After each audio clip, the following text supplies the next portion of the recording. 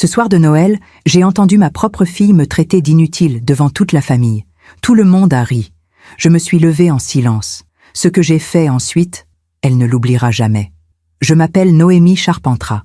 J'ai 60 ans. Et ce soir-là, assise à cette table décorée de bougies et de porcelaine fine, j'ai compris qu'un dîner de Noël pouvait briser une vie entière. Héloïse, ma fille unique, ma petite fille que j'avais portée dans mon ventre à 28 ans, venait de lever son verre de champagne et de prononcer ces mots avec un sourire léger, presque amusé. Ma belle-mère a tout construit toute seule. Elle est médecin, elle a 3 cabinets. Contrairement à ma mère, qui est une inutile. Le silence a duré 1 seconde, puis les rires ont éclaté. Son mari a souri. Mes petits cousins ont baissé les yeux. Ma sœur a regardé son assiette. Personne n'a dit un mot pour me défendre. J'ai posé ma serviette sur la table. Lentement. Mes mains tremblaient, mais je ne voulais pas qu'on le voie. Je me suis levée. « Excusez-moi », ai-je murmuré. Je suis sortie de cette maison, ma maison, celle que j'avais achetée avec mes propres économies il y a 20 ans, sans me retourner. Dehors, la neige tombait doucement sur Paris. Les guirlandes brillaient aux fenêtres des immeubles voisins. Les gens riaient, s'embrassaient sous les porches. Moi, je marchais dans le froid, les larmes gelées sur mes joues. Et dans ma tête, une seule question tournait en boucle. Comment en suis-je arrivée là? Comment cette petite fille que j'avais bercée toutes les nuits, pour qui j'avais renoncé à mes rêves, à mes voyages, à ma carrière, comment avait-elle pu me regarder dans les yeux et me traiter d'inutile? Je suis rentrée chez moi. Pas chez elle, chez moi. Dans mon appartement silencieux, j'ai retiré mes chaussures. J'ai allumé une petite lampe dans le salon.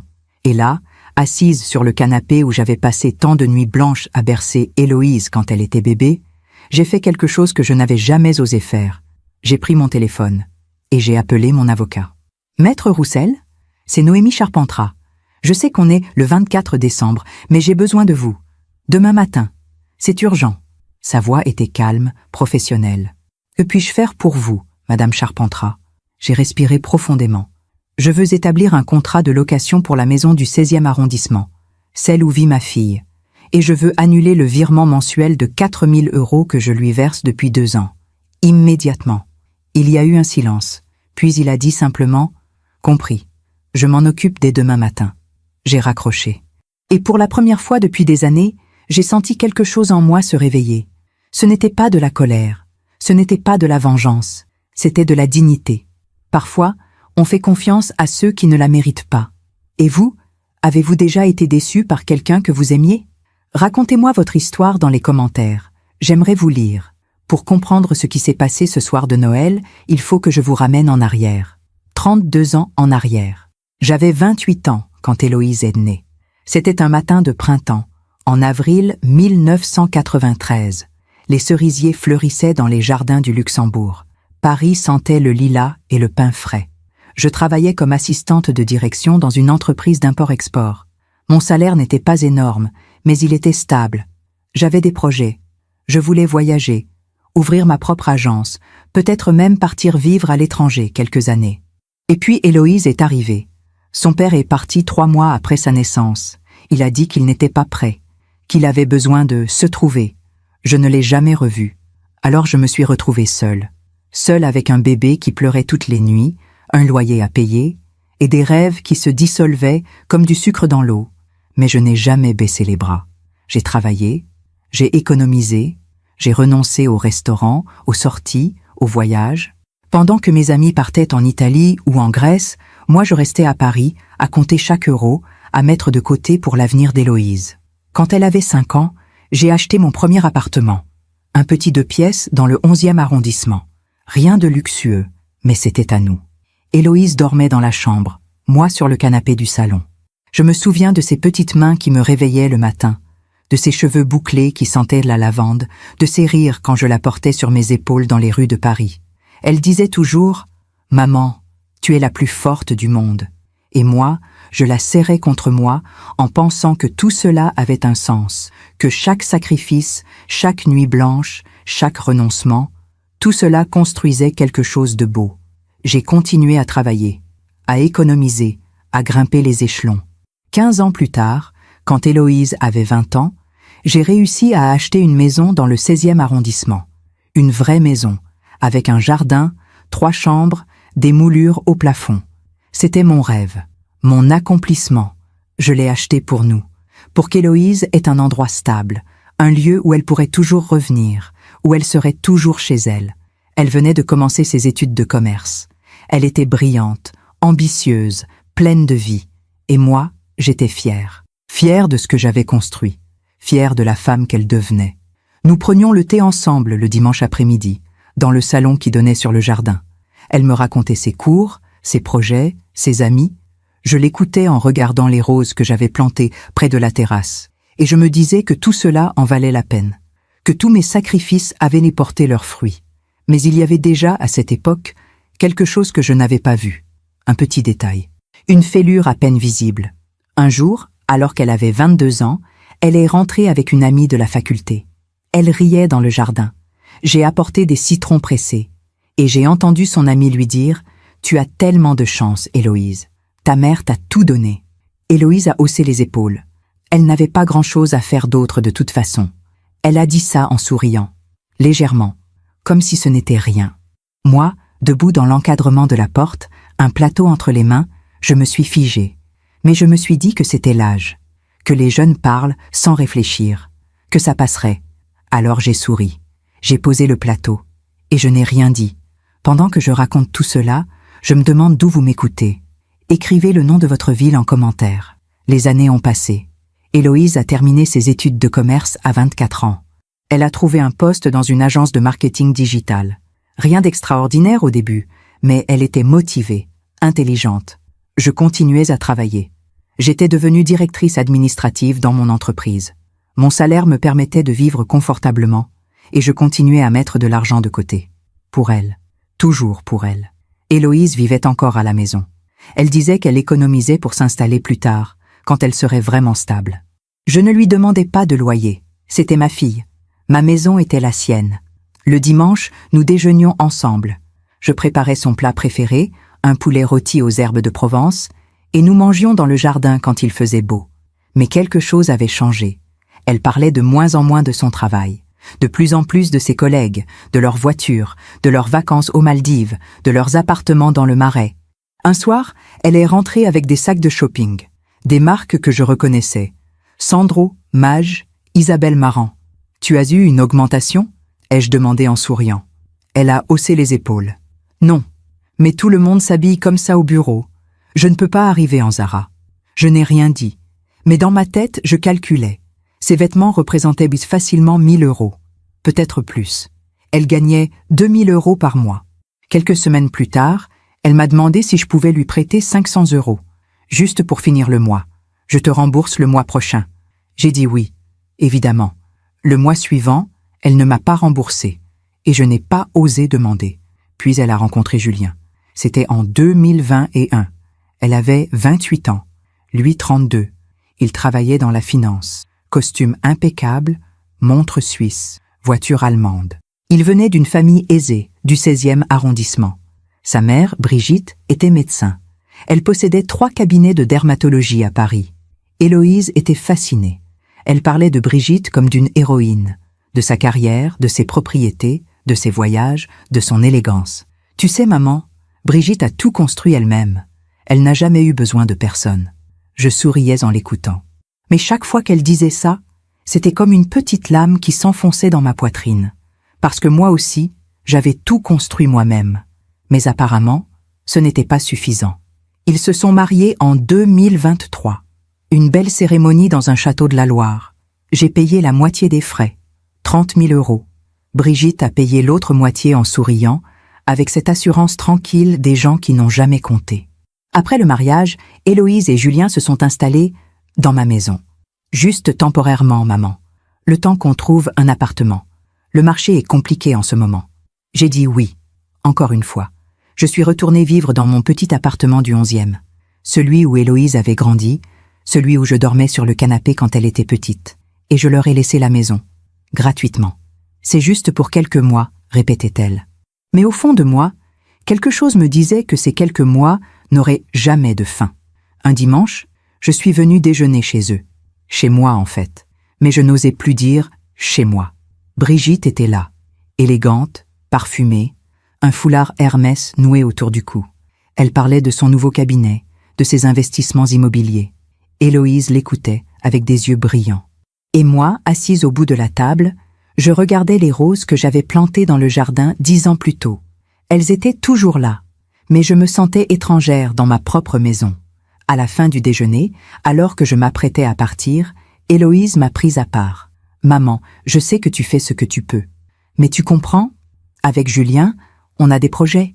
Et là, financièrement, c'est compliqué. Tu pourrais nous aider un peu ?» J'ai regardé ma fille. Cette femme de 30 ans, mariée, avec un salaire, vivant gratuitement dans une maison qui valait 700 000 €. Et j'ai dit « Combien ?» Elle a souri. « 4 000 € par mois. Juste pour 2 ou 3 ans. Le temps qu'on se stabilise. » Je suis rentrée chez moi ce soir-là avec un poids énorme sur la poitrine. 4 000 € par mois. 48 000 € par an. C'était presque la moitié de mon salaire. Mais c'était ma fille, ma petite Héloïse. Alors j'ai dit oui. Et pendant 2 ans, chaque mois, j'ai versé 4 000 € sur son compte. Pendant 2 ans, j'ai renoncé aux vacances, au restaurant, aux petits plaisirs. Pendant 2 ans, je me suis dit que c'était temporaire, que ça passerait, qu'elle finirait par comprendre. Mais ce soir de Noël, j'ai compris que je m'étais trompée. Les 2 années qui ont suivi le mariage d'Héloïse ont été les plus difficiles de ma vie. Pas à cause de l'argent lui-même. J'avais appris depuis longtemps à vivre avec peu, mais à cause du silence. Chaque mois, je transférais 4 000 € sur le compte d'Héloïse. Et chaque mois, je recevais un message bref. « Merci, maman. » Rien de plus. Pas de nouvelles, pas d'appels, pas de déjeuner du dimanche comme avant. Je vivais dans mon petit appartement du 11e arrondissement, celui où elle avait grandi. Les murs étaient restés les mêmes, avec cette tapisserie jaune pâle que je n'avais jamais eu le courage de changer. Le soir, je mangeais seule devant la télévision. Des soupes en sachet, des pâtes au beurre, des choses simples. Je travaillais toujours. J'avais 60 ans maintenant, mais je n'avais pas les moyens de prendre ma retraite. Pas avec ces 4 000 € qui partaient chaque mois. Parfois, je passais devant ma maison du 16e, juste pour la voir de loin. Les volets étaient toujours impeccables, le jardin bien entretenu.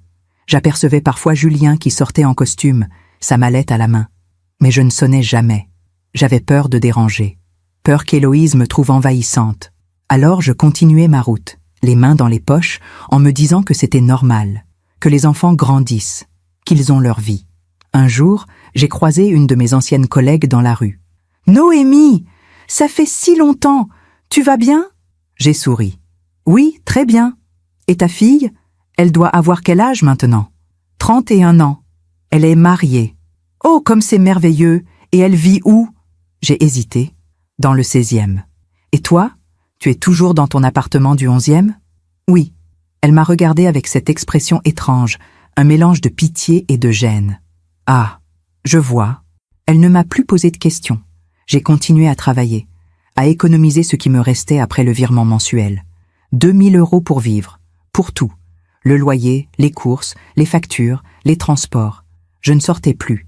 Je ne voyais plus personne. Ma vie s'était réduite à ça. Travailler, transférer l'argent, attendre. Attendre quoi? Je ne savais pas vraiment. Peut-être un appel, un message, une invitation à déjeuner. Quelque chose qui me dirait que j'existais encore pour elle. En novembre 2025, j'ai reçu un message d'Héloïse. « Maman, on organise le réveillon de Noël à la maison cette année. Toute la famille sera là. Tu viendras ?» Mon cœur s'est serré. Elle m'invitait, dans ma propre maison, comme si j'étais une invitée. Mais j'ai répondu « Avec plaisir, ma chérie. » J'ai acheté une robe neuve pour l'occasion. Rien de cher, mais quelque chose de joli, de digne. Je voulais être présentable. Je voulais qu'elle soit fière de moi. Le 24 décembre au soir, je suis arrivée avec un bouquet de roses blanches et une bouteille de champagne. J'ai sonné à la porte. Julien a ouvert. Costume sombre, sourire poli. « Bonsoir Noémie. » Entrez. À l'intérieur, la maison sentait le sapin et la cire de bougies. La table était dressée avec la porcelaine que j'avais achetée il y a 15 ans. Les verres en cristal que j'avais reçus en cadeau de ma mère. Tout était parfait. Héloïse est sortie de la cuisine, radieuse dans une robe noire. « Maman, tu es là !» Elle m'a embrassée rapidement, puis s'est retournée vers les invités. Il y avait Julien, bien sûr. Brigitte, sa mère, élégante comme toujours. Mon oncle Pierre et ma tante Sylvie. Mes petits cousins, Thomas et Léa. Tout le monde était là. J'ai pris place au bout de la table. La place qu'on donne aux invités de courtoisie. Le dîner a commencé. On a parlé de tout et de rien. Des vacances, du travail, des projets. Brigitte racontait son dernier voyage en Toscane. Elle avait acheté une villa là-bas. Un petit investissement, disait-elle en souriant. Héloïse l'écoutait avec admiration. Moi, je mangeais en silence. Et puis, au milieu du repas, alors qu'on servait le champagne, Héloïse s'est levée. Elle a levé son verre. Je voudrais porter un toast à Brigitte, ma belle-mère, qui m'a tellement appris. Tout le monde a souri. Et puis elle a ajouté, avec ce petit rire léger qui me hante encore, « Ma belle-mère a tout construit toute seule. Elle est médecin, elle a 3 cabinets. Contrairement à ma mère, qui est une inutile. » Le silence a duré une seconde. Puis les rires ont éclaté. Julien a ri. Brigitte a souri derrière sa main. Mes cousins ont baissé les yeux, gênés. Ma tante a regardé son assiette. Personne n'a dit un mot. J'ai posé ma serviette, lentement. Mes mains tremblaient, mais je ne voulais pas qu'on le voie. Je me suis levée. « Excusez-moi », ai-je murmuré, et je suis sortie. Je me demande encore si j'ai fait le bon choix. Et vous, qu'auriez-vous fait à ma place? Je suis sortie de cette maison, ma maison, comme on sort d'un naufrage, les jambes tremblantes, le souffle court, le cœur serré dans un étau. Dehors, la neige tombait sur Paris. Les rues étaient désertes. Tout le monde était chez soi, au chaud, en famille. Moi, je marchais dans le froid, mes talons crissant sur le trottoir glacé. J'ai marché longtemps, sans destination, sans but.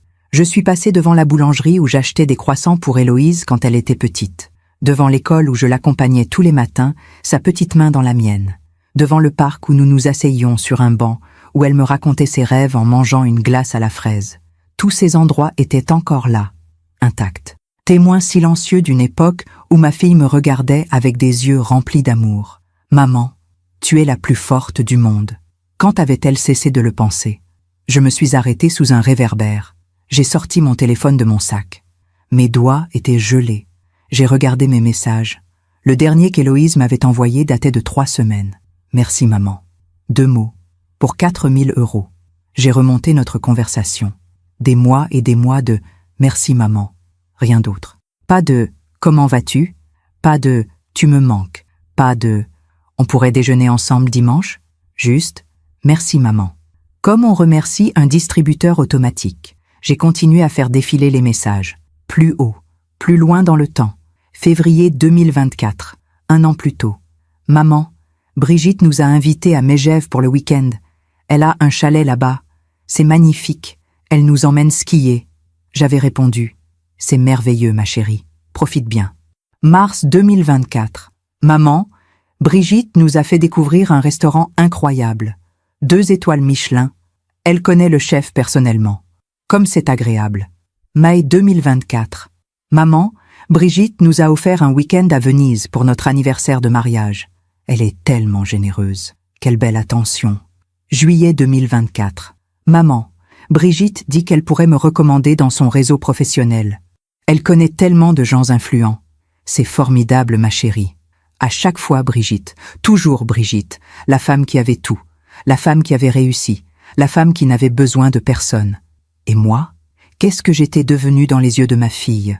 Une ombre, un porte-monnaie, une présence embarrassante qu'on garde à distance. J'ai remonté encore plus loin, septembre 2023, juste après le mariage. Maman, Brigitte dit que la maison du 16e est parfaite pour démarrer notre vie de couple.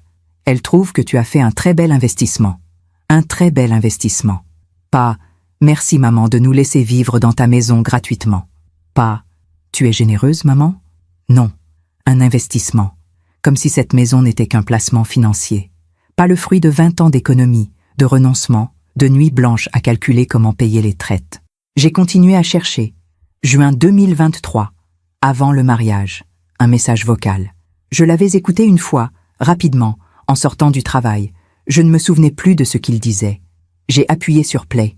La voix d'Héloïse a résonné dans la nuit glacée. « Maman, je suis avec Brigitte et Julien. On parle de l'organisation du mariage. Brigitte propose de payer la moitié.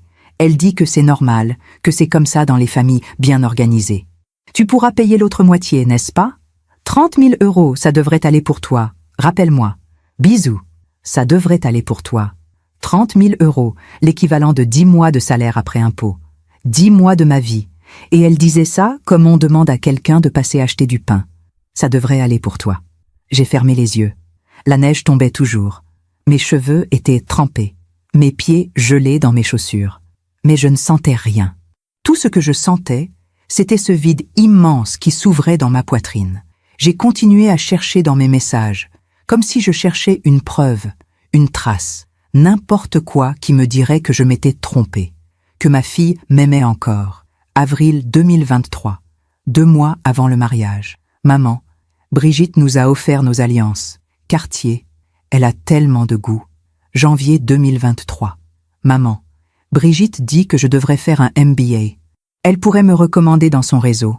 Novembre 2022. Maman, j'ai rencontré la mère de Julien. Elle est incroyable. Médecin, 3 cabinets, tellement accomplie. Elle m'impressionne vraiment. Octobre 2022.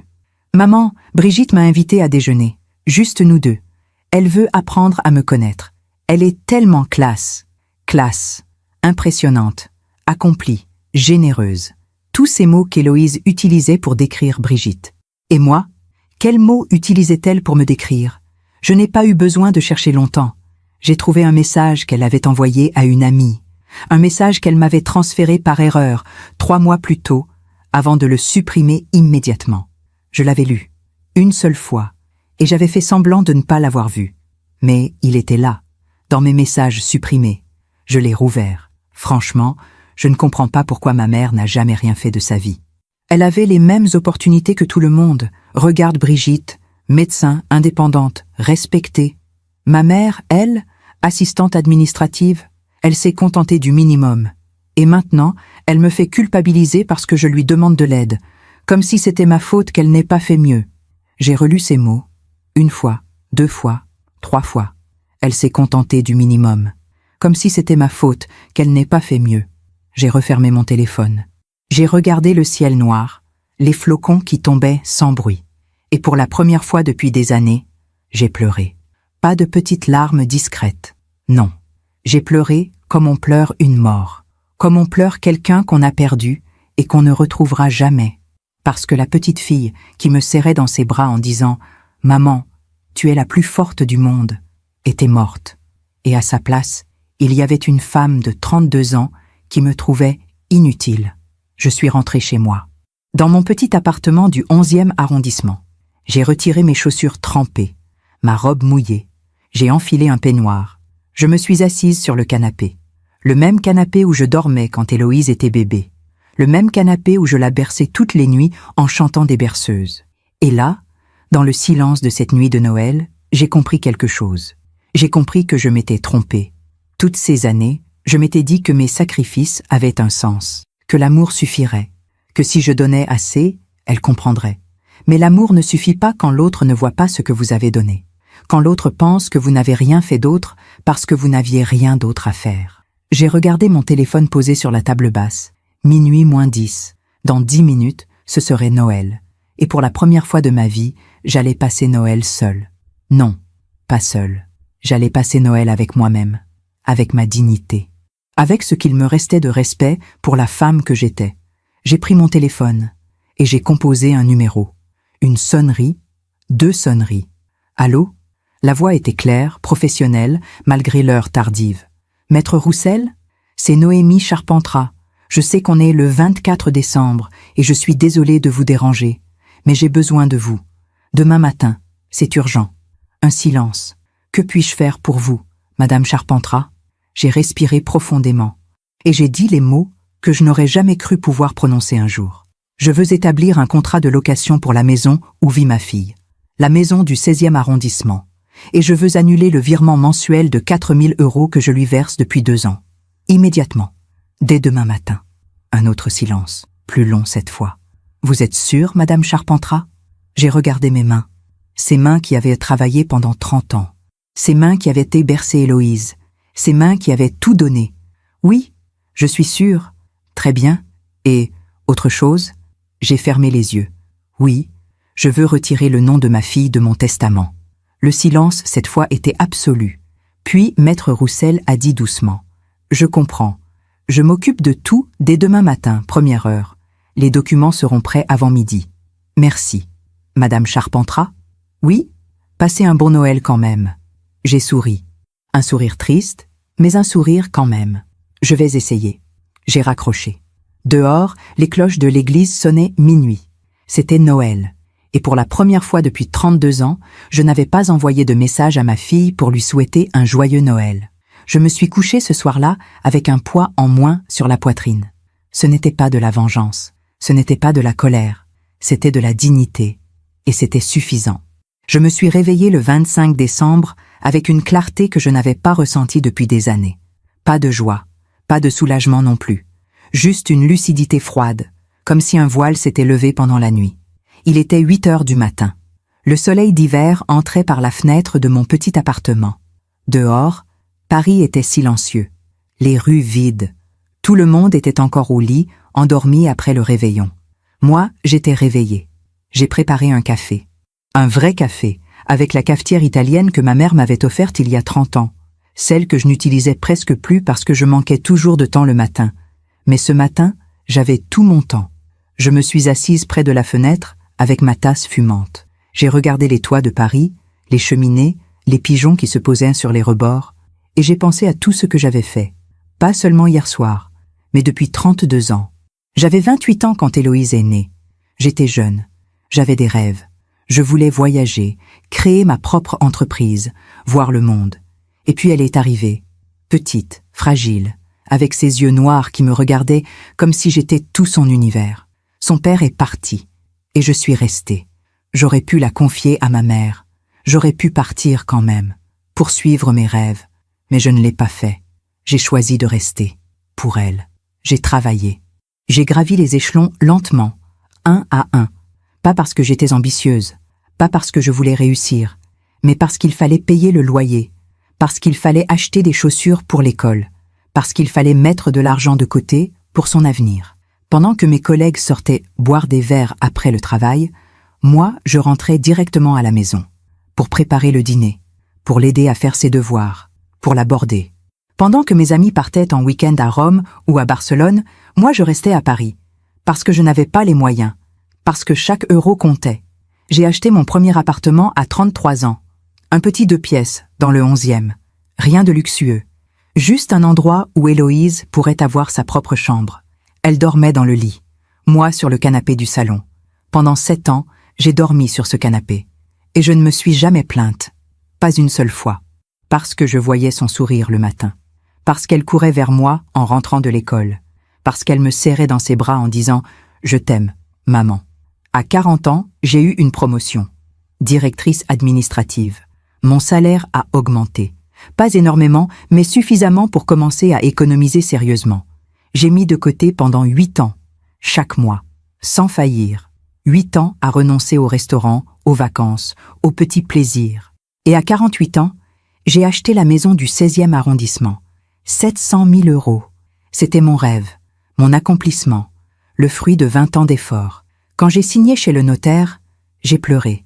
Pas de tristesse, de fierté, parce que j'avais réussi, toute seule, sans l'aide de personne. Héloïse avait 20 ans à ce moment-là. Elle était à la faculté. Elle étudiait le commerce. Je lui ai dit ce jour-là, « Cette maison, ma chérie, c'est pour nous, pour toi. Tu auras toujours un endroit où revenir. Toujours. » Elle m'avait embrassée. « Merci, maman. » 2 mots, les mêmes qu'aujourd'hui. Mais à l'époque, je pensais qu'il voulait me dire quelque chose. J'ai continué à travailler, à économiser, à construire. Parce que c'est ce qu'on fait quand on est mère. On construit. Pour ses enfants, pour leur avenir. Et puis elle a rencontré Julien. Je me souviens du jour où elle me l'a présenté. C'était en juillet 2021.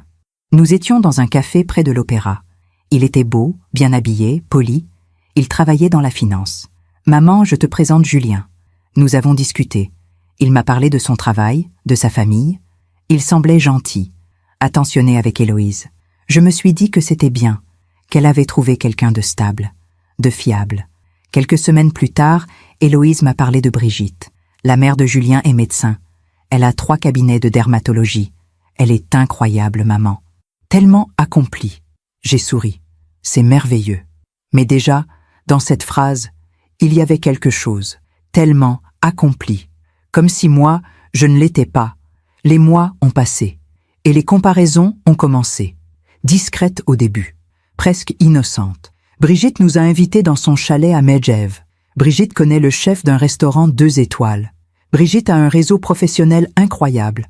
À chaque fois, Brigitte. Et à chaque fois, je sentais que dans l'esprit d'Héloïse, je rétrécissais. Je devenais moins importante, moins intéressante, moins suffisante. Ils se sont mariés en 2023. Héloïse avait 30 ans. 30 000 €. La moitié du coût du mariage. J'ai payé sans hésiter. C'était ma fille, son grand jour. Brigitte a payé l'autre moitié avec cette aisance naturelle des gens qui n'ont jamais eu à compter. Au mariage, j'étais assise au fond de la salle, pas à la table d'honneur, pas près de ma fille. Brigitte, elle, était à côté d'Héloïse. Elles riaient ensemble, elles trinquaient, elles se photographiaient. Moi, je les regardais de loin, et je me suis dit que c'était normal, que la mère du marié avait aussi sa place, que je devais être heureuse pour ma fille. Mais au fond de moi, quelque chose se brisait. Après le mariage, Héloïse et Julien se sont installés dans ma maison. Juste temporairement, maman. Je suis retournée vivre dans mon appartement du 11e. Celui où j'avais dormi sur le canapé pendant 7 ans. Et j'ai continué à payer, pour tout, les 4 000 € par mois, la taxe foncière de la maison, les charges, l'assurance, pendant 2 ans. 2 ans où je me suis privée de tout.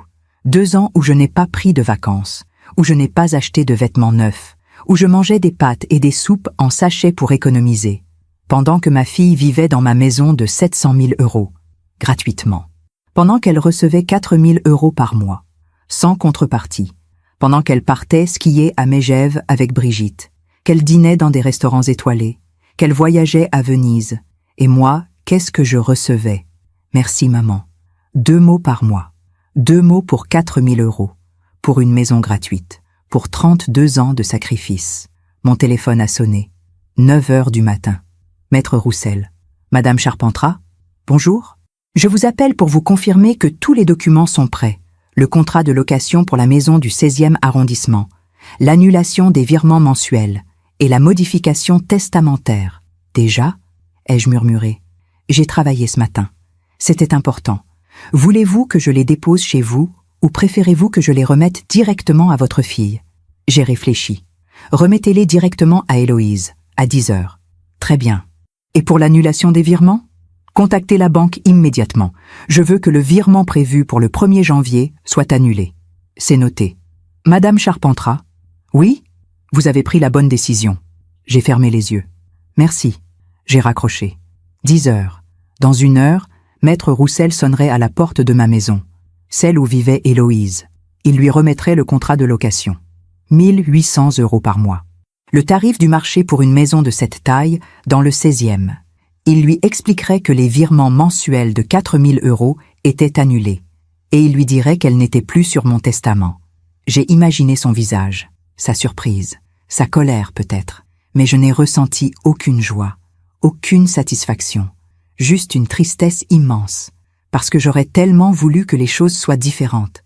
J'aurais tellement voulu qu'elle me voie, qu'elle comprenne, qu'elle me dise un jour « Merci maman, merci pour tout ce que tu as fait. Je sais que ce n'était pas facile, je sais que tu as tout donné. » Mais elle ne l'a jamais dit. Et maintenant, il était trop tard. Mon téléphone a vibré. Un message d'Héloïse. « Joyeux Noël maman. » 3 mots cette fois. J'ai regardé ce message pendant longtemps. 3 mots. Envoyé par automatisme, par politesse, parce que c'est ce qu'on fait le jour de Noël. Pas par amour, pas par reconnaissance, juste par habitude. J'ai tapé une réponse. Joyeux Noël, Héloïse. Rien de plus, parce que tout le reste avait été dit hier soir, quand elle m'avait appelé inutile devant toute la famille, quand personne n'avait pris ma défense, quand j'avais compris que je n'étais plus qu'une ombre dans sa vie. J'ai posé mon téléphone, j'ai fini mon café en regardant Paris s'éveiller doucement, et j'ai attendu. 10 heures approchaient. Dans quelques minutes, tout allait changer. Pas pour moi, pour elle. Parce que parfois, c'est dans la perte qu'on comprend la valeur de ce qu'on avait. Et parfois, c'est trop tard. J'ai repensé à toutes ces années, à tous ces sacrifices, et j'ai compris quelque chose d'important. Je n'avais pas échoué en tant que mère. J'avais tout donné. J'avais fait de mon mieux. J'avais aimé de toutes mes forces. Mais on ne peut pas forcer quelqu'un à voir ce qu'il ne veut pas voir. On ne peut pas forcer quelqu'un à être reconnaissant. On ne peut pas forcer quelqu'un à vous aimer comme vous l'aimez. Tout ce qu'on peut faire, c'est se respecter soi-même. Et c'est exactement ce que j'étais en train de faire. 10 heures. À cet instant précis, Maître Roussel sonnait à la porte de ma maison. Héloïse ouvrait. Surprise, intriguée. « Madame Héloïse Moreau, je suis Maître Roussel, l'avocat de votre mère. J'ai des documents à vous remettre. » Je ne pouvais pas la voir, mais je l'imaginais.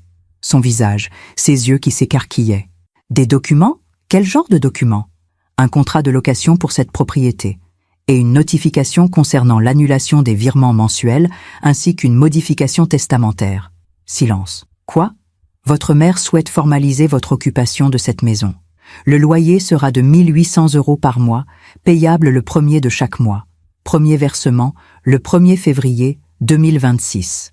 De plus, les virements de 4 000 € sont annulés avec effet immédiat. Et enfin, votre nom a été retiré du testament de Madame Charpentras. J'imaginais le silence, la stupéfaction, l'incompréhension. Mais pourquoi? Je ne peux pas répondre à cette question, madame. Je ne suis que le messager. Les documents sont là. Vous avez 30 jours pour signer le contrat de location ou libérer les lieux. Bonne journée. Mon téléphone a sonné. 10h05. Héloïse. J'ai regardé l'écran. Son nom clignotait. J'ai laissé sonner. 1 fois, 2 fois, 3 fois. Puis le silence. Un message est arrivé. Maman, rappelle-moi, c'est urgent. Puis un autre. Maman, qu'est-ce qui se passe? Puis un autre. Un avocat vient de me remettre des papiers, je ne comprends rien. Puis un autre. Maman, réponds. J'ai posé mon téléphone face contre la table. Et je suis allée prendre une douche. Parce qu'aujourd'hui, pour la première fois depuis 32 ans, j'allais penser à moi. Pas à elle. À moi. Je suis sortie de la douche avec une sensation étrange. Pas de soulagement. Pas de joie. Juste une paix froide. Comme si quelque chose en moi s'était finalement mis en place après des années de déséquilibre. Mon téléphone vibrait toujours sur la table. Message après message. Appel après appel. Je l'ai ignoré. J'ai enfilé des vêtements confortables. Un pantalon en laine, un pull gris. Rien d'élégant. Juste des vêtements pour être chez soi, avec soi-même. J'ai préparé un autre café. J'ai sorti un livre que je n'avais pas ouvert depuis des mois. Un roman de Modiano que ma sœur m'avait offert pour mon anniversaire. Je me suis installée près de la fenêtre. Et j'ai lu. Dehors, Paris vivait son jour de Noël. Les familles se promenaient dans les rues. Les enfants couraient avec leurs nouveaux jouets. Les vitrines brillaient de 1000 feux. Moi, j'étais chez moi. Dans mon petit appartement. Seul. Mais pas vide. Mon téléphone a sonné encore. 11 heures. Héloïse. J'ai décroché cette fois. Pas par faiblesse, mais parce qu'il fallait que ce soit dit, une fois, clairement. Allô? Sa voix était paniquée, tremblante. Maman, enfin? Pourquoi tu ne répondais pas? Qu'est-ce qui se passe? Un avocat vient de débarquer ici avec des papiers disant que je dois payer un loyer pour cette maison, et que tu annules les virements, et que je ne suis plus sur ton testament. C'est une blague? C'est quoi ce délire? J'ai respiré calmement. Ce n'est pas une blague, Héloïse. Silence. Quoi? Mais pourquoi? Qu'est-ce que j'ai fait? Qu'est-ce qu'elle avait fait? Cette question aurait pu me faire rire si elle n'était pas si tragique. Tu ne sais vraiment pas? Ai-je demandé doucement. Non, je ne comprends rien. Maman, qu'est-ce qui te prend? Tu es en colère à cause d'hier soir? C'était juste une blague. Je ne pensais pas ce que j'ai dit. Une blague. Voilà comment elle appelait ça. Une blague, ai-je répété lentement. Appeler ta mère une inutile devant toute la famille, c'était une blague? Mais, maman, je ne voulais pas te blesser. C'était juste. Tu sais comment je suis quand je bois un peu de champagne. Je dis n'importe quoi. Tout le monde le sait. Tout le monde a ri, Héloïse. Personne ne m'a défendu. Pas même toi. Mais c'est parce que personne n'a pensé que tu le prendrais mal. C'était juste une phrase comme ça. Juste une phrase. Comme si les mots ne comptaient pas. Comme si on pouvait dire n'importe quoi sans conséquence. Héloïse, ai-je dit calmement. Est-ce que tu sais combien je t'ai versé ces 2 dernières années? Quoi? Oui, 4 000 € par mois, mais 4 000 € par mois pendant 24 mois. Cela fait 96 000 €. Presque 100 000 €. Silence. Et pendant ces 2 années, est-ce que tu sais combien de fois tu m'as invité à dîner? Combien de fois tu m'as appelé juste pour prendre de mes nouvelles? Combien de fois tu m'as dit merci autrement que par message? Maman, 0, Héloïse, 0 fois. Mais j'étais occupée, avec le travail, le mariage, l'installation. Tu n'étais pas trop occupée pour aller skier à Megève avec Brigitte? Tu n'étais pas trop occupée pour dîner dans des restaurants étoilés? Tu n'étais pas trop occupée pour partir à Venise? Elle ne répondait plus. Tu sais ce que j'ai fait pendant ces 2 années, moi? Ai-je continué, ma voix toujours calme mais ferme. Je me suis privée de tout. J'ai mangé des pâtes et des soupes. Je n'ai pas pris de vacances. Je n'ai rien acheté pour moi. Parce que chaque euro comptait. Parce que je te versais 4 000 € par mois. Maman, je ne savais pas. Si, tu savais. Tu as toujours su. Un sanglot étouffé au bout du fil. Maman, s'il te plaît, je suis désolée, je ne voulais pas. Je vais faire attention maintenant, je te le promets. Ne fais pas ça. S'il te plaît. Faire attention à quoi, Héloïse? À ne plus m'appeler inutile devant tout le monde? Je suis désolée. Je suis vraiment désolée. Tu es désolée parce que je t'ai coupé les vivres, pas parce que tu m'as blessée. Non, ce n'est pas vrai. Si, c'est vrai. Et tu le sais. Silence. Puis sa voix, plus dure cette fois. Donc tu fais quoi maintenant? Tu me punis? C'est ça? Tu joues à la mère blessée? Quelque chose s'est refermé dans ma poitrine. Je ne te punis pas, Héloïse. Je me respecte. Nuance. Mais cette maison, c'est ma maison. Tu me l'avais donnée? Non, je t'avais dit que tu aurais toujours un endroit où revenir. Pas que je te donnais la maison. Cette maison est à moi. Je l'ai achetée avec mes économies, avec 20 ans de sacrifice. Et maintenant, si tu veux y vivre, tu payeras un loyer, comme tout le monde. Un loyer? 1 800 €? Comment veux-tu qu'on paye ça en plus du reste? Julien travaille dans la finance. Toi, tu as un salaire. Vous pouvez payer. Mais on a des projets, on veut acheter notre propre appartement. Comment on va faire si on doit payer un loyer? Comme j'ai fait, moi, en travaillant, en économisant, en renonçant à certaines choses. C'est facile à dire pour toi. Toi, tu n'avais pas de belle-mère qui... Elle s'est arrêtée net. Trop tard. Qui quoi, Héloïse? Qui a réussi? Qui a construit une carrière? Qui t'impressionne? Silence. Tu sais ce qui est drôle? Ai-je repris. Brigitte a effectivement tout construit toute seule. Mais moi aussi. La différence, c'est que Brigitte est médecin et que moi, j'étais assistante administrative. Mais nous avons toutes les deux travaillé. Nous avons toutes les deux sacrifié. Nous avons toutes les deux construit nos vies, pierre par pierre. Maman. Sauf que Brigitte, elle, n'a jamais eu à dormir sur un canapé pendant 7 ans parce qu'elle donnait sa chambre à sa fille. Brigitte n'a jamais eu à renoncer à ses rêves pour élever un enfant seul. Brigitte n'a jamais eu à compter chaque euro pendant 30 ans. Ma voix tremblait maintenant. Pas de colère, de tristesse. Mais apparemment, tout ça ne compte pas. Parce que je ne suis qu'une assistante administrative, parce que je n'ai pas 3 cabinets médicaux, parce que je ne suis qu'une... Comment as-tu dit déjà? Une inutile. Maman, arrête. Non, Héloïse. C'est toi qui vas arrêter. Arrêter de me prendre pour acquise. Arrêter de penser que je te dois quelque chose. Arrêter de me comparer à Brigitte. Elle pleurait maintenant. Je l'entendais. Et une partie de moi, cette partie maternelle qui avait bercé cette petite fille pendant 32 ans, voulait la consoler. Voulait dire « Ce n'est rien, ma chérie, on va arranger ça. » Mais je ne pouvais plus. Tu as 30 jours pour signer le contrat de location ou libérer la maison. Ai-je dit calmement. C'est à toi de décider. Et les 4 000 €, c'est terminé. Mais comment je vais faire? Comme toutes les femmes de ton âge. Tu travailles, tu économises. Tu te débrouilles. Maman, s'il te plaît. Héloïse, j'ai 60 ans. J'ai travaillé toute ma vie. Je me suis sacrifiée toute ma vie. Et maintenant, il est temps que je vive pour moi. Donc tu m'abandonnes, c'est ça? Ce mot m'a frappé comme une gifle. Abandonner. Moi qui n'avais jamais abandonné personne. Moi qui avais tout donné. Je ne t'abandonne pas. Je te laisse voler de tes propres ailes. Comme tu aurais dû le faire depuis longtemps. Tu es injuste? Non, Héloïse. Je suis enfin juste. Avec moi-même. J'ai entendu Julien en arrière-plan. Sa voix inquiète. Héloïse? Qu'est-ce qui se passe? Puis sa voix à elle, étouffée. Probablement parce qu'elle avait mis sa main sur le téléphone. Ma mère, elle, je n'ai pas attendu la suite. Au revoir, Héloïse. Maman, attends. J'ai raccroché.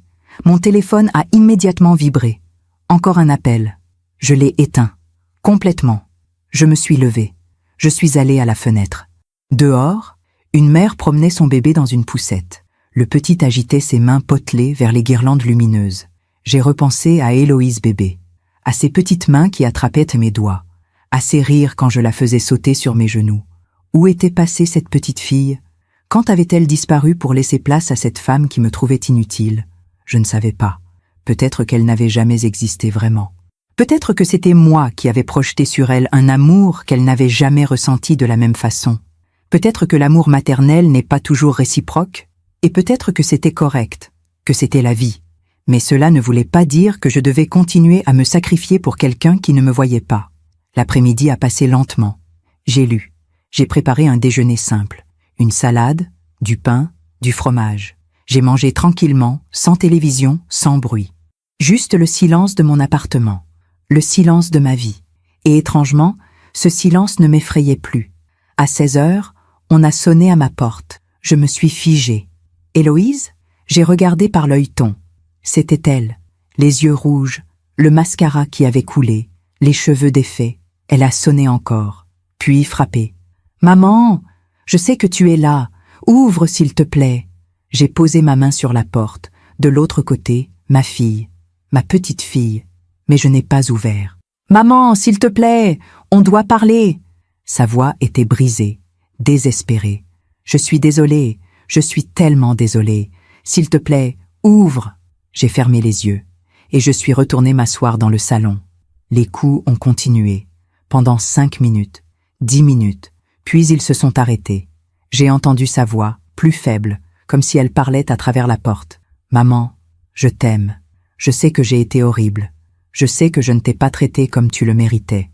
Mais s'il te plaît, ne me fais pas ça. J'aurais pu ouvrir, j'aurais pu la prendre dans mes bras, j'aurais pu tout pardonner. Mais si je le faisais, rien ne changerait. Elle dirait qu'elle était désolée. Pendant quelques semaines, elle ferait des efforts. Elle m'appellerait. Elle m'inviterait à dîner. Et puis, lentement, tout redeviendrait comme avant. Parce que les gens ne changent pas vraiment. Pas profondément. Pas à moins d'y être obligés. Alors je suis restée assise, immobile.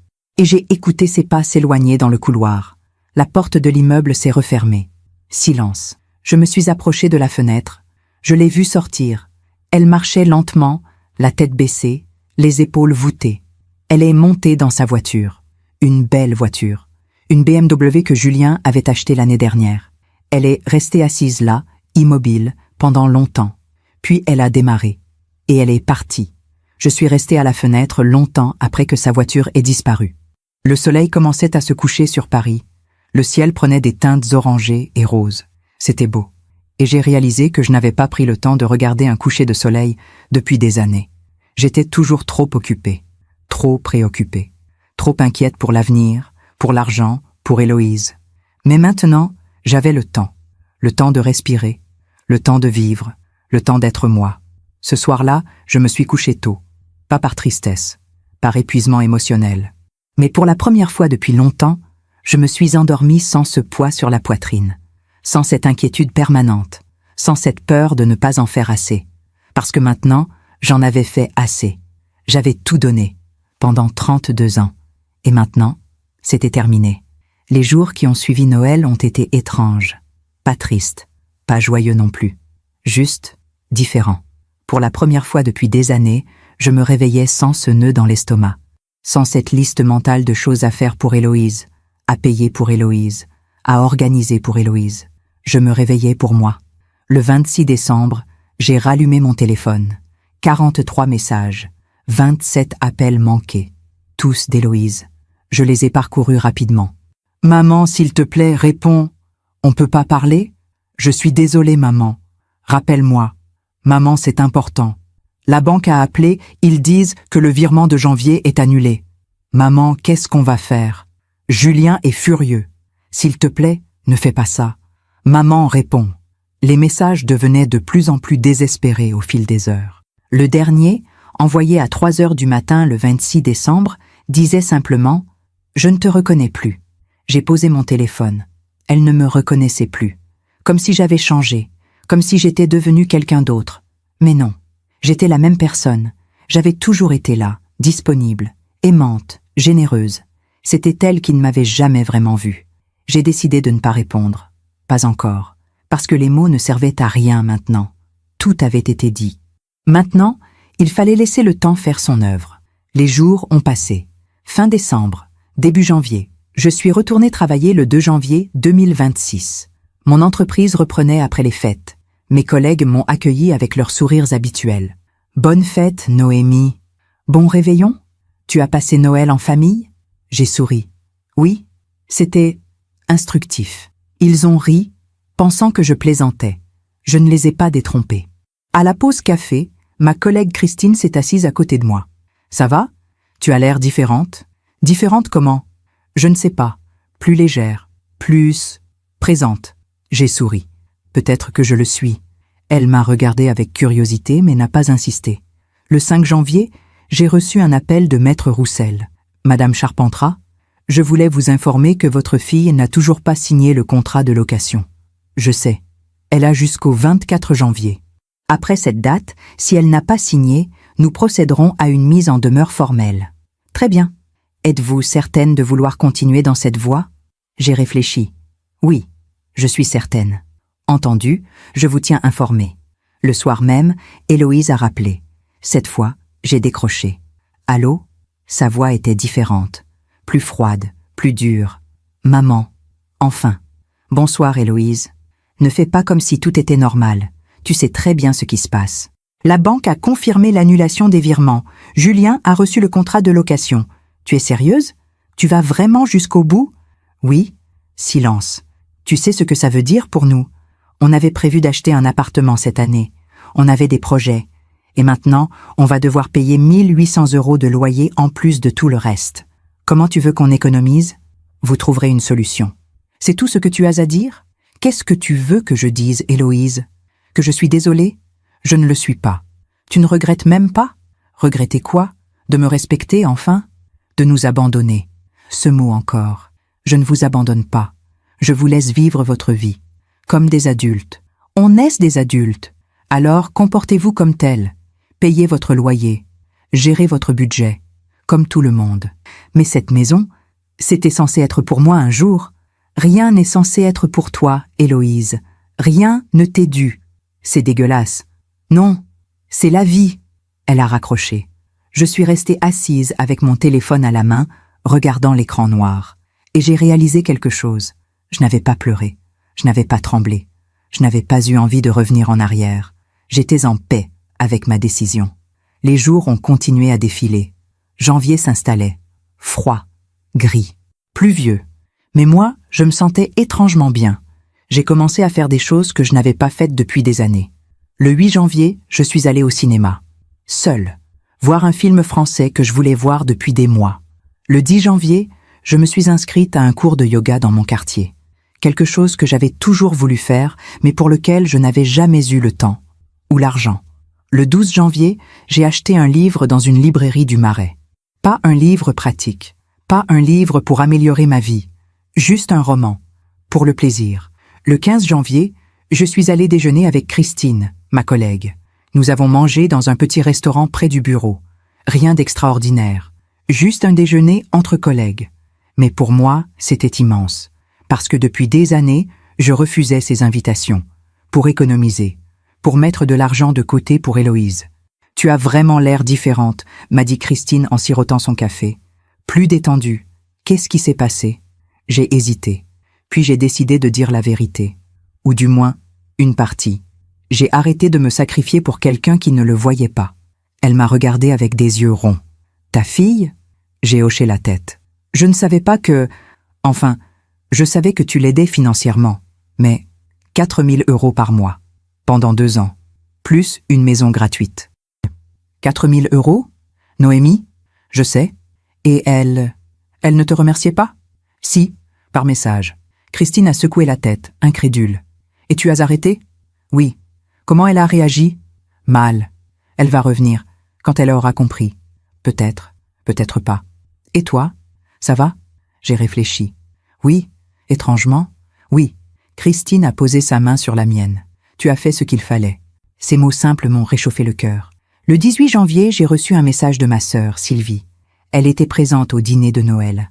Elle avait tout entendu. « Noémie, je voulais te dire que j'aurais dû te défendre ce soir-là. Je suis désolée.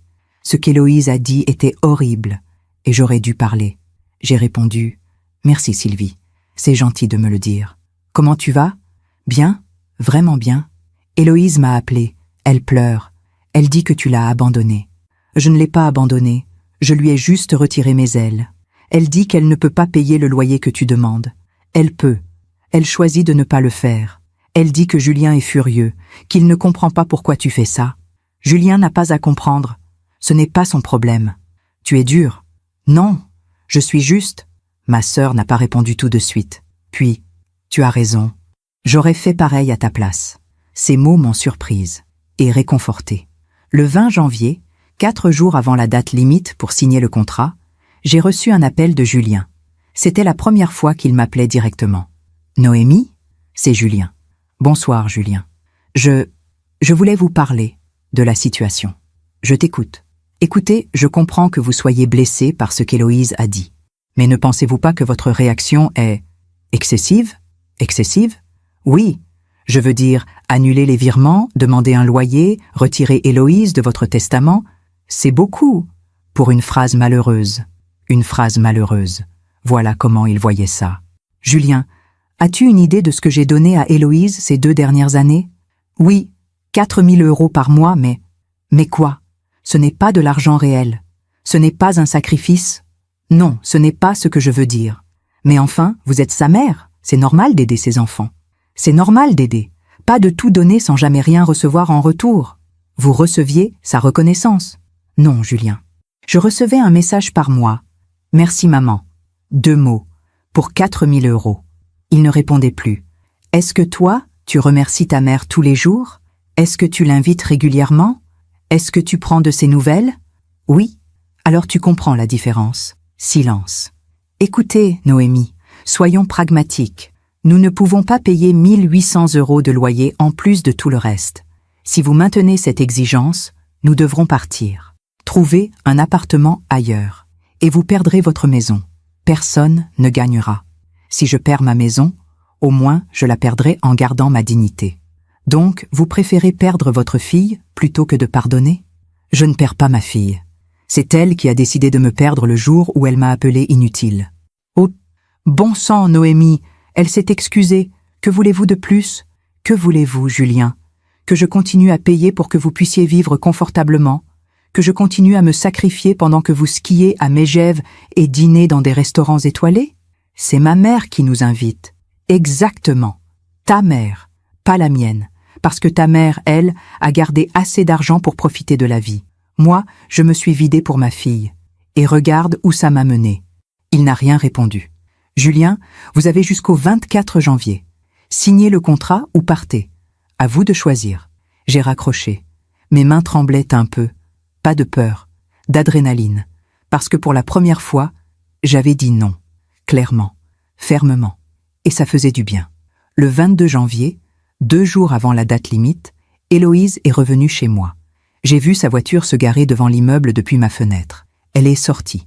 Elle a levé les yeux vers mon appartement, comme si elle savait que j'étais là, à la regarder. Elle est entrée dans l'immeuble. Elle a sonné. Je n'ai pas ouvert. Elle a sonné encore, frappé. « Maman, je sais que tu es là. S'il te plaît. » Sa voix était fatiguée, pas suppliante, juste fatiguée. « On va signer le contrat, d'accord ? On n'a pas le choix. On va payer le loyer. » J'ai fermé les yeux. « Mais je veux que tu saches que ce n'est pas juste. Ce que tu fais, ce n'est pas juste. Pas juste. » Elle pensait encore que c'était moi qui étais injuste. « On va payer. Parce qu'on n'a pas le choix. Mais ne crois pas que ça efface ce que tu nous fais. Ne crois pas que je vais oublier. » Elle est restée là encore quelques secondes. Puis, elle est partie. J'ai regardé sa voiture s'éloigner. Et j'ai compris. Elle allait payer le loyer. Mais pas parce qu'elle comprenait. Pas parce qu'elle regrettait. Juste parce qu'elle n'avait pas le choix. Et c'était suffisant. Parce que parfois, on ne peut pas forcer les gens à comprendre. On ne peut pas forcer les gens à changer. Tout ce qu'on peut faire, c'est poser des limites. Et les tenir. Le 24 janvier, Maître Roussel m'a appelé. « Madame Charpentras, Votre fille a signé le contrat de location. Le premier versement sera effectué le 1er février. Merci. Comment vous sentez-vous? En paix. C'est bien.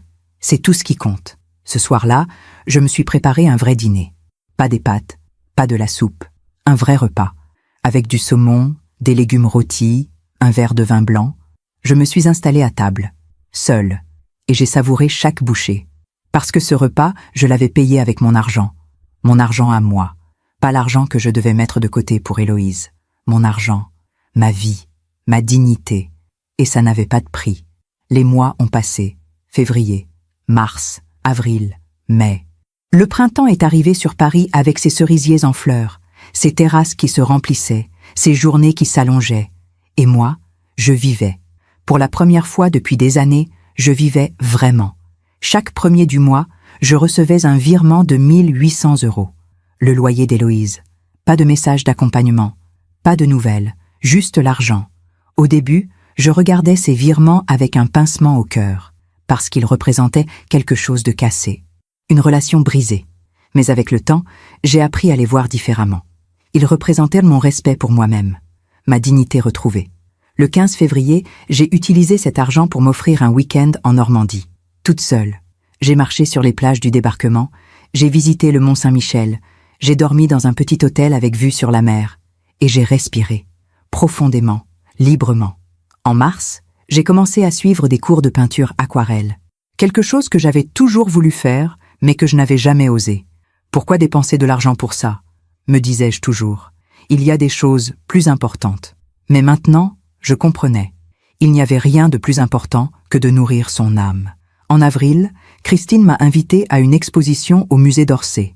Nous avons passé l'après-midi à admirer les impressionnistes. Puis, nous avons bu du thé dans un salon près de l'opéra. « Tu rayonnes », m'a-t-elle dit. « C'est incroyable, la transformation. » Je me suis retrouvée, ai-je répondu simplement.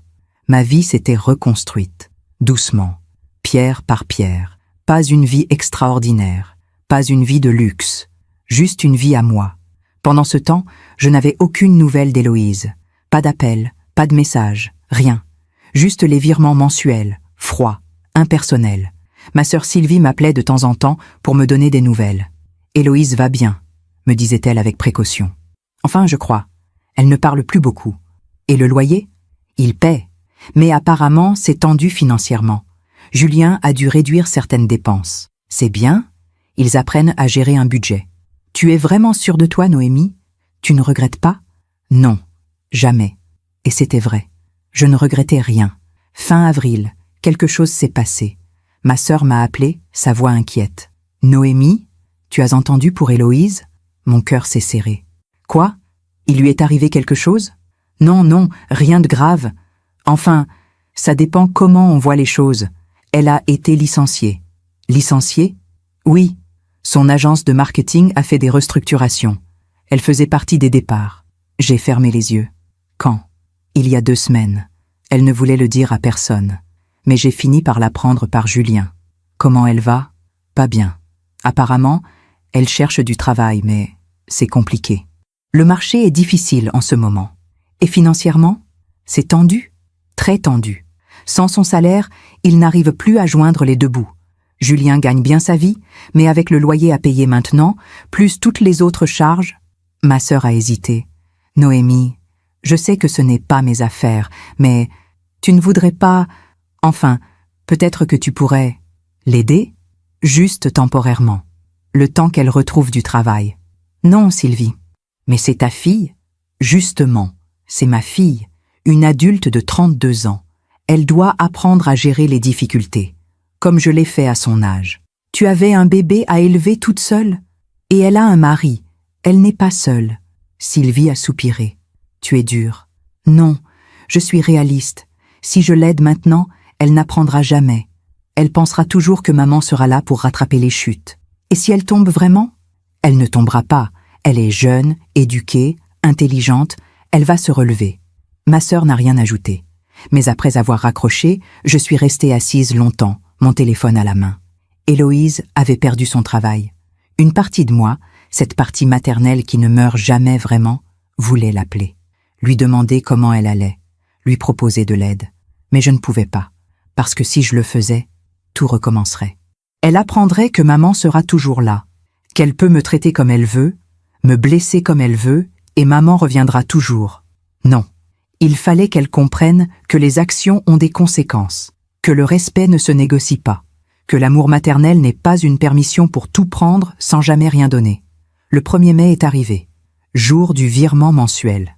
À 10h du matin, j'ai vérifié mon compte. Rien. Pas de virement. J'ai attendu midi, puis 14h, puis 16h. Toujours rien. À 17h, j'ai appelé Maître Roussel. Le loyer n'a pas été versé. Je vais envoyer une mise en demeure. Attendez. Attendez? Oui. Donnez-leur encore quelques jours. Madame Charpentras, le contrat est clair. Le loyer doit être versé le 1er du mois. Je sais. Mais laissez-leur une semaine. Il a soupiré. Comme vous voulez. Le 3 mai, toujours rien. Le 5 mai, mon téléphone a sonné. Héloïse. J'ai hésité. Puis j'ai décroché. Allô? Maman. Sa voix était différente, brisée, fatiguée. Bonjour, Héloïse. Je t'appelle pour le loyer. On ne peut pas le payer ce mois-ci. Pourquoi? Tu sais pourquoi. Tu dois savoir. Sylvie a dû te dire. Elle m'a dit que tu avais perdu ton travail. Oui. Je suis désolée. Silence. Tu es désolée? C'est tout? Que veux-tu que je dise d'autre? Tu pourrais nous aider? Non. Maman, on n'a plus d'argent. On arrive à peine à payer les courses. Julien paie toutes les charges, mais avec son salaire seul, on ne peut pas tout couvrir. Vous allez devoir faire des choix. Quel choix? On a déjà tout réduit. On ne sort plus, on ne part plus en week-end, on mange des pâtes. Des pâtes. Comme moi pendant 2 ans. Bienvenue dans la vraie vie, Héloïse. Tu es cruelle. Non, je suis juste. Donc tu ne vas rien faire? Tu vas nous laisser nous débrouiller? Oui. Et si on ne peut pas payer le loyer? Alors vous devrez partir. Elle a éclaté en sanglots. Je ne te reconnais plus. Tu n'es plus ma mère. Ces mots auraient dû me blesser. Mais ils ne l'ont pas fait. Je suis toujours ta mère, Héloïse. Mais je ne suis plus ton porte-monnaie. Je te déteste. Tu as le droit. Elle a raccroché. J'ai posé mon téléphone. Mes mains ne tremblaient pas. Mon cœur ne se serrait pas. J'étais calme. Parce que j'avais fait ce qu'il fallait. Le 10 mai, toujours pas de loyer. Le 12 mai, Maître Roussel a envoyé la mise en demeure. Le 15 mai, j'ai reçu un appel de Julien. Noémie, il faut qu'on parle. Je t'écoute. On ne peut pas payer le loyer ce mois-ci. Ni le mois prochain, probablement. Héloïse n'a pas retrouvé de travail. Les entretiens ne donnent rien. Le marché est catastrophique. Je comprends. Donc vous comprenez qu'on a besoin d'un délai. Non. Non? Le contrat est clair. Pas de loyer. Vous partez. Vous êtes sérieuse? Vous allez expulser votre propre fille? Je ne vous expulse pas. Je vous demande de respecter un contrat que vous avez signé. C'est inhumain. Non, c'est la vie. Tous les locataires du monde perdent leur loyer. Pourquoi seriez-vous différent? Parce qu'Héloïse est votre fille. Et alors, ça lui donne le droit de vivre gratuitement, de me manquer de respect, de me traiter d'inutile? Il n'a rien répondu. Julien, j'ai vécu des moments difficiles dans ma vie. J'ai élevé Héloïse seule. J'ai travaillé dur. J'ai survécu. Et je ne suis pas morte. Héloïse survivra aussi. Vous ne savez pas ce qu'elle traverse. Si, je sais exactement. Parce que je l'ai vécu. En pire. Donc, c'est votre vengeance? La faire souffrir comme vous avez souffert? Non, c'est mon enseignement. Lui apprendre ce que la vie m'a appris. Que rien n'est gratuit. Que tout se mérite. Elle pleure tous les soirs. Ces mots m'ont touchée. Mais je suis restée ferme. Alors peut-être qu'elle comprendra enfin ce que j'ai ressenti pendant 32 ans. Vous êtes une mère indigne. Peut-être, mais au moins, je suis une femme digne. Il a raccroché. Le 20 mai, j'ai reçu un message d'Héloïse. On part. On a trouvé un appartement dans le 19e. Beaucoup plus petit. Beaucoup moins cher. On emménage la semaine prochaine. J'espère que tu es contente. Tu as gagné. J'ai lu ce message plusieurs fois. Tu as gagné. Non, je n'avais pas gagné. Personne n'avait gagné. Mais au moins, j'avais conservé quelque chose de précieux. Mon respect pour moi-même. Le 27 mai, ma sœur m'a appelé. Héloïse a déménagé. Je sais. Tu aurais dû voir leur appartement, Noémie. C'est minuscule. 40 mètres carrés. Un quartier bruyant. Loin de tout. C'est un début. Un début? Elle vivait dans une maison magnifique. Une maison qui n'était pas la sienne. Tu es vraiment sans cœur. Non, Sylvie. J'ai un cœur. Mais maintenant, il bat pour moi aussi, pas seulement pour les autres. Juin est arrivé. Et avec juin, quelque chose d'inattendu. Un après-midi, alors que je marchais dans le Luxembourg, j'ai croisé Brigitte, la mère de Julien. La femme parfaite, la femme accomplie. Elle était assise sur un banc, seule, regardant les enfants jouer près du bassin. Nos regards se sont croisés. Elle m'a reconnue. « Noémie ? Bonjour, Brigitte. Je peux m'asseoir ?» J'ai hésité. Puis j'ai fait signe que oui. Elle s'est assise à côté de moi. Nous sommes restées silencieuses un moment. Puis elle a parlé. Julien m'a raconté ce qui s'est passé. Ah, il est furieux contre vous. Héloïse aussi. Je sais. Moi, je voulais vous dire que je comprends. J'ai tourné la tête vers elle, surprise. Elle regardait toujours les enfants. J'ai entendu ce qu'Héloïse vous a dit ce soir de Noël. J'étais là. Et je n'ai rien dit. Je suis désolée. Je n'ai rien répondu. Elle vous a comparé à moi. Comme si j'étais mieux que vous. Comme si ma réussite valait plus que la vôtre. C'est ce qu'elle pense. Non, elle a tort. J'ai regardé Brigitte. Vraiment regardé pour la première fois. Elle était élégante, comme toujours, mais il y avait quelque chose dans ses yeux. Une tristesse, une solitude. Vous savez, a-t-elle continué, j'ai 3 cabinets, une belle maison, de l'argent, du succès. Mais vous savez ce que je n'ai pas ? J'ai attendu. Du temps, des souvenirs, une vraie relation avec mon fils. Elle a souri tristement. J'ai travaillé tellement dur pour construire ma carrière que j'ai raté son enfance. Je n'étais jamais là. C'était toujours les nounous, les grands-parents, les internats. Julien a l'air de bien aller. En apparence, oui, mais il est froid, distant. Nous nous voyons 3 fois par an. À Noël, à son anniversaire, au mien. C'est tout. Elle m'a regardé. Vous avez donné votre temps, votre présence, votre vie. C'est infiniment plus précieux que ce que j'ai donné. Héloïse ne le voit pas ainsi, parce qu'elle est aveuglée par l'apparence, par l'argent, par le statut. Mais un jour, elle comprendra. Peut-être, peut-être pas. Elle comprendra. Brigitte a posé sa main sur la mienne, parce que la vie finit toujours par nous apprendre ce qui compte vraiment. Nous sommes restées assises là encore quelques minutes, en silence, puis elle s'est levée. Prenez soin de vous, Noémie. Vous avez fait ce qu'il fallait. Elle est partie. Et je suis restée là, sur ce banc, regardant les enfants jouer. Et j'ai compris quelque chose. La justice n'est pas toujours immédiate. Parfois, elle prend du temps. Héloïse avait tout perdu. Sa maison, son confort, son sentiment de sécurité.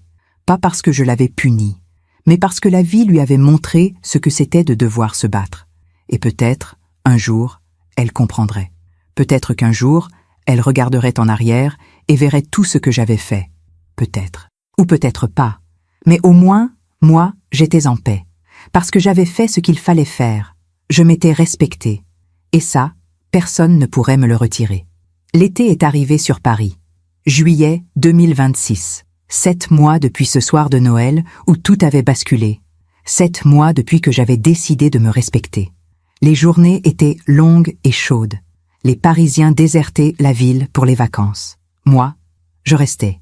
Mais cette fois, c'était par choix, pas par obligation. J'avais pris l'habitude de me promener tous les matins dans le Luxembourg. J'emportais un livre, un thermos de café, et je m'installais sur un banc à l'ombre des marronniers. C'était là, dans ce parc que j'avais traversé des milliers de fois quand Héloïse était petite, que je réfléchissais à tout ce qui s'était passé. Les gens me demandaient souvent « Tu regrettes ?» Ma sœur, Christine, mes anciennes collègues, et chaque fois, je répondais la même chose. Non, jamais, parce que c'était vrai. Je ne regrettais pas d'avoir posé des limites, je ne regrettais pas d'avoir exigé du respect, je ne regrettais pas de m'être choisie, enfin, mais cela ne voulait pas dire que mon cœur n'avait pas mal. Parce qu'une mère ne cesse jamais d'aimer, même quand l'amour fait mal, même quand l'amour n'est pas rendu comme on le voudrait. Le 15 juillet, j'ai eu 61 ans. 1 an de plus que lors de ce fatidique soir de Noël. Christine m'a invité à dîner dans un petit restaurant italien du 5e arrondissement. Nous avons ri, bu du vin, parlé de tout et de rien. « Tu vas prendre ta retraite bientôt ?» m'a-t-elle demandé. « Dans quelques années. J'ai encore le temps. Et tu feras quoi ? Je voyagerai. Je verrai toutes ces choses que je n'ai jamais eu le temps de voir. L'Italie, la Grèce, peut-être le Japon. Toute seule ? Pourquoi pas ? J'ai été seule toute ma vie. Au moins maintenant, je le choisis. Elle a souri. Tu es incroyable, Noémie. Non, je suis juste une femme qui a appris à ne plus s'oublier. Le 20 juillet, j'ai reçu un message inattendu. De Brigitte. Bonjour Noémie. J'espère que vous allez bien. J'organise un déjeuner le 28 juillet chez moi. J'aimerais beaucoup que vous veniez. Juste nous deux. Pas de famille. Pas de complications. Juste deux femmes qui ont beaucoup construit. Dites-moi si vous êtes disponible. J'ai lu ce message plusieurs fois. Pourquoi Brigitte voulait-elle me voir? Après notre conversation au Luxembourg, nous ne nous étions plus revus. Juste quelques messages polis de temps en temps. Mais un déjeuner? Chez elle? J'ai hésité. Puis j'ai répondu « Avec plaisir. Merci pour l'invitation ». Le 28 juillet, je me suis rendue chez Brigitte. Elle vivait dans un hôtel particulier du 7e arrondissement. Une adresse prestigieuse, un jardin privé, tout ce qui symbolise la réussite parisienne.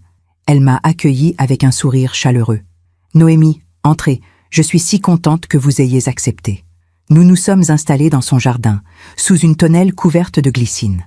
Une table était dressée avec des assiettes en porcelaine, des verres en cristal. Tout était élégant, parfait. Exactement comme Héloïse l'avait toujours décrit. « C'est magnifique », ai-je dit sincèrement. « Merci, mais vous savez, une belle maison ne remplit pas les silences. Nous avons déjeuné. Des salades composées, du saumon fumé, des fruits frais. Brigitte cuisinait elle-même, malgré sa réussite. Je n'aime pas déléguer tout, m'a-t-elle expliqué. Cuisiner me rappelle que je suis humaine. Pas juste un titre, un cabinet, une image. Nous avons parlé de nos vies, de nos carrières, de nos sacrifices. Et petit à petit, j'ai découvert une Brigitte différente de celle que j'avais imaginée. Vous savez, m'a-t-elle dit en sirotant son thé, Héloïse m'a toujours admirée. Julien me l'a dit. Elle me voyait comme un modèle de réussite. C'est ce qu'elle disait toujours. Mais elle ne voyait que l'extérieur. La carrière, l'argent, le statut. Brigitte a posé sa tasse. Elle ne voyait pas les nuits blanches, les choix déchirants. Les anniversaires de Julien que j'ai manqués parce que j'avais une urgence. Les récitals où je n'étais pas là. Les vacances qu'il passait chez ses grands-parents parce que je travaillais. Elle a regardé son jardin parfait. Elle ne voyait pas la solitude. Parce que oui, Noémie, on peut avoir tout ça et être profondément seul. Julien est là. Physiquement, oui. Émotionnellement, je ne sais pas. Nous sommes polis, cordiaux. Mais il n'y a pas de vraie intimité, pas de vraie connexion. Parce que je n'ai pas pris le temps de la construire quand il était petit. Il pourrait encore. Non, c'est trop tard. Les relations se construisent dans l'enfance. Après, on fait au mieux. Mais ce qui est perdu est perdu. Elle m'a regardé droit dans les yeux. Vous avez construit quelque chose avec Héloïse. Même si c'est cassé maintenant, il y a eu quelque chose. Un lien, des souvenirs, de l'amour. Un amour à sens unique apparemment. Peut-être. Ou peut-être qu'elle est juste aveugle pour l'instant. Comment savez-vous qu'elle ne restera pas aveugle? Brigitte a souri tristement. Parce que la vie nous ouvre les yeux. Tôt ou tard. Souvent trop tard. Elle a marqué une pause.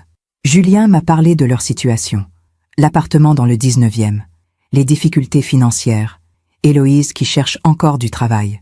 Je sais. Il m'a demandé de l'aide. Mon cœur s'est serré. Et vous avez accepté? Non.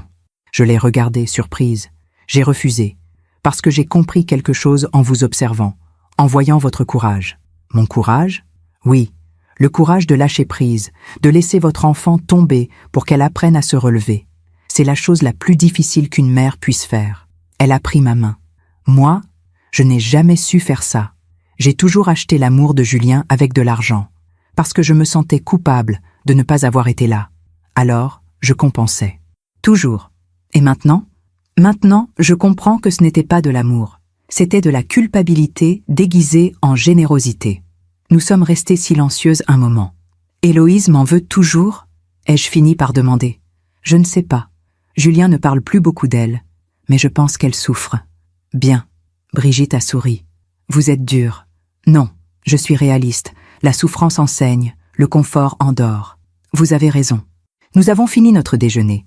Puis Brigitte m'a raccompagnée à la porte. Merci d'être venue, Noémie. Vous m'avez appris quelque chose aujourd'hui. Quoi donc? Que la vraie richesse n'est pas dans ce qu'on possède, mais dans ce qu'on refuse de perdre.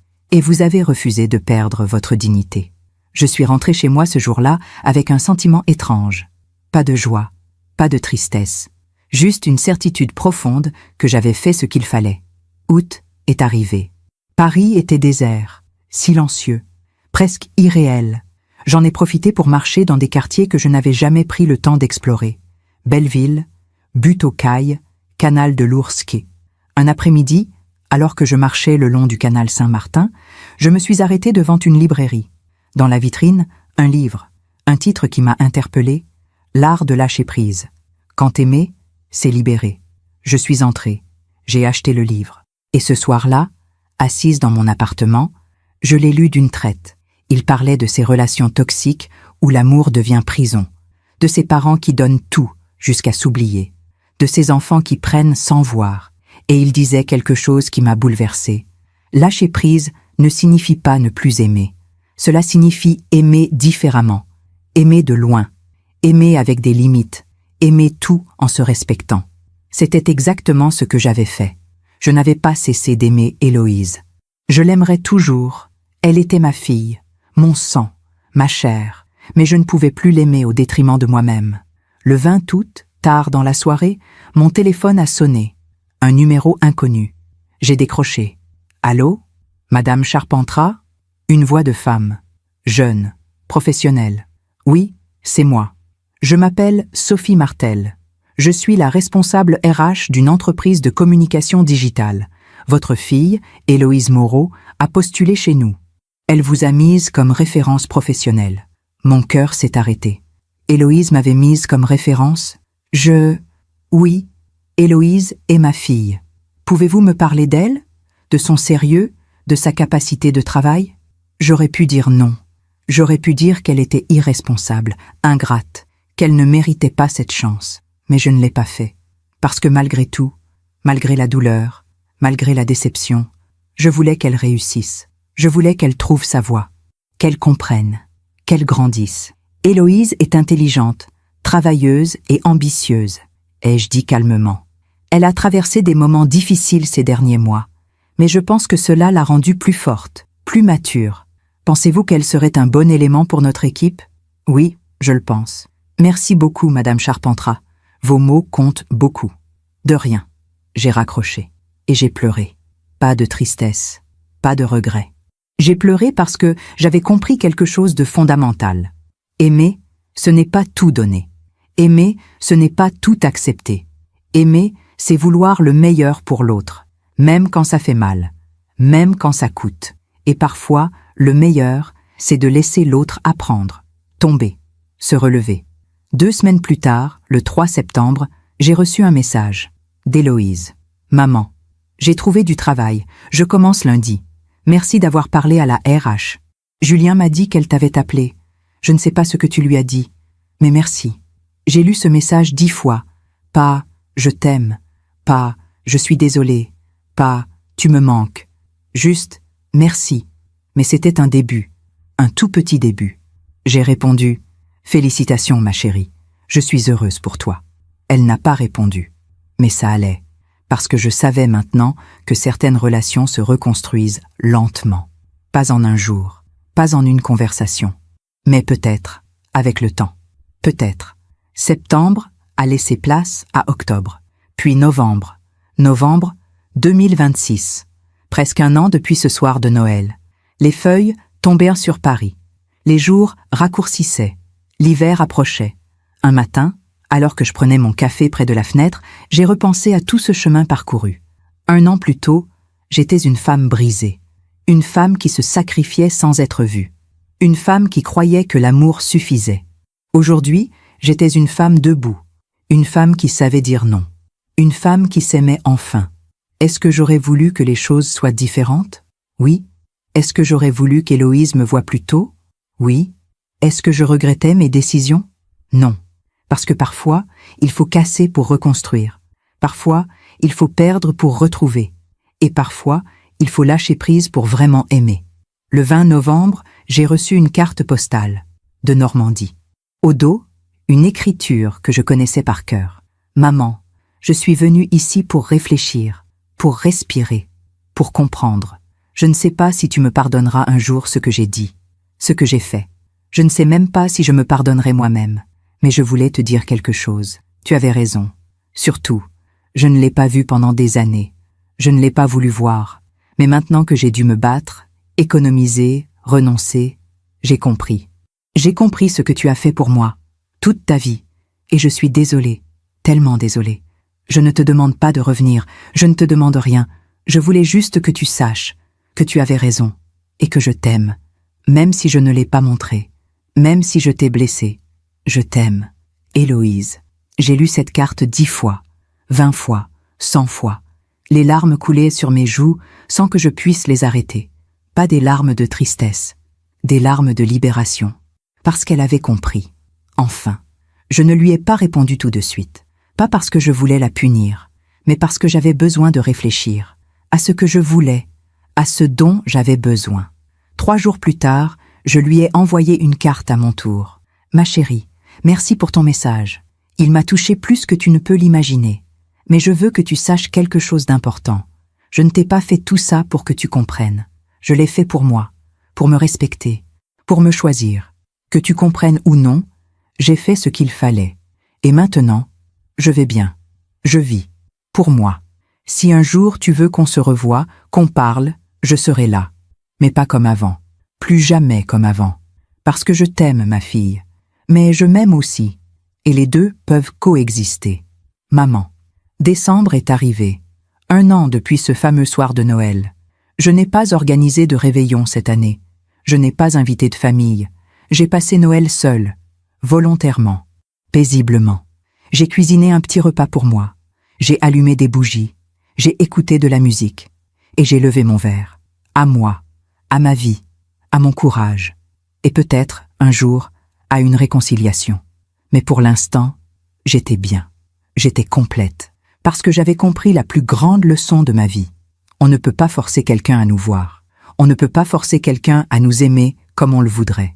Mais on peut se voir soi-même. On peut s'aimer soi-même. Et parfois, c'est suffisant. Si mon histoire aide ne serait-ce qu'une femme à ouvrir les yeux, à poser des limites, à se respecter enfin, alors tout cela aura eu un sens. Parce que le plus grand cadeau qu'on puisse se faire, ce n'est pas d'être aimé par les autres, c'est de s'aimer soi-même. Merci de m'avoir écouté jusqu'au bout.